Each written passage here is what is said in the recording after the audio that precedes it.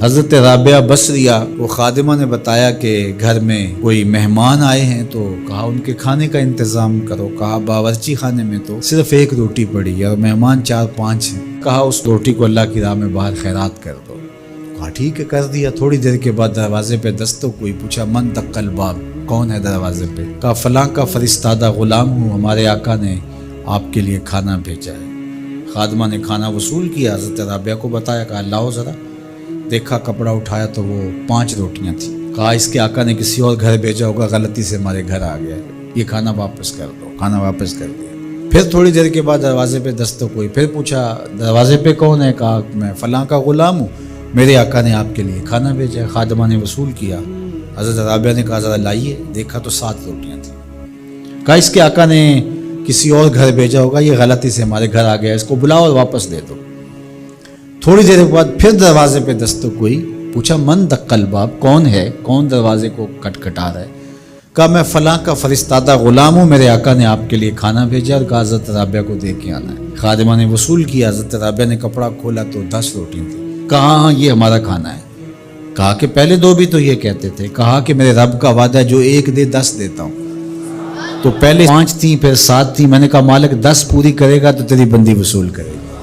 من جاء بالحسنۃ فلہ عشر امثالھا، جو 1 نیکی کرے اللہ 10 کا ثواب، اور 10 سے بھی وہ کہتے ہیں جتنا گڑ پاؤ اتنا میٹھا، تو 700 گنا تک، اور اللہ چاہے تو اس کو بھی بڑھا دیتا ہے، اس کے لیے کوئی مشکل نہیں ہے۔ حضرت عبداللہ ابن عباس حضور علیہ السلام سے روایت کرتے ہیں، اور حضور علیہ السلام اس حدیث کو رب سے روایت کرتے ہیں۔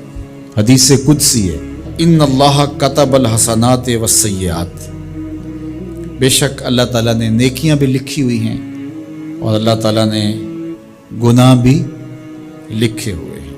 فمن ہم بحسنۃ فلم یعملھا کتبہ اللہ تبارک و تعالی عندہ حسنۃ کاملہ، جس نے نیکی کی نیت کی، اچھا ارادہ کیا، پختہ عزم کیا، فلم یعملھا، لیکن کسی وجہ سے وہ نیکی کر نہیں سکا، سبب ایسا نہ پیدا ہوا، لیکن پکا ارادہ تھا میں یہ کرنی ہے، تو کر نہیں سکا، کتبہ اللہ تبارک و تعالی عندہ حسنۃ کاملہ، اللہ اس کی نیکی کو پوری نیکی، کامل نیکی درج فرما لیتا ہے، اس کے نامہ اعمال کے اندر لکھ دی جاتی ہے نیکی۔ وَإِنْ هَمَّ بِهَا فَعَمِلَهَا كَتَبَهَا اللَّهُ عَشْرَ حَسَنَاتٍ إِلَىٰ 700 ضِعْفٍ إِلَىٰ أَضْعَافٍ كَثِيرَةٍ، اور اگر اس نے پختہ ارادہ کیا اور پھر اس نے نیکی کی بھی، تو اللہ تعالیٰ اس کی 1 نیکی کرنے کے بدلے میں 10 سے لے کر 700 گنا تک لکھتا ہے۔ کی 1 ہے لیکن اللہ نے 10 لکھی، یا 10 سے بھی 700 گنا تک، جتنی اس کی رضا تھی اس کے مطابق یہ لکھ لیا۔ وَإِنْ هَمَّ بِسَیِّئَةٍ، اور اگر اس نے نیکی کی بجائے بدی کا ارادہ کیا اور پختہ ارادہ کیا، فلم یعملھا، لیکن اس نے بدی کی نہیں، برائی کی نہیں، کتبہ اللہ عندہ حسنۃ کاملہ، اللہ اس کو بھی نیکی لکھتا ہے کہ اس نے بدی کا ارادہ کیا تھا لیکن بدی کی نہیں، لہذا نہیں بدی کی تو ہم اس کو نیکی لکھتے ہیں، اس کو بھی نیکی لکھ لیا گیا۔ وَإِنْ هَمَّ بِهَا، اگر اس نے پختہ ارادہ کیا برائی کا، فَعَمِلَهَا، اور عمل بھی کیا، کتبہ اللہ سیئۃ واحدہ، اللہ 1 ہی لکھتا ہے۔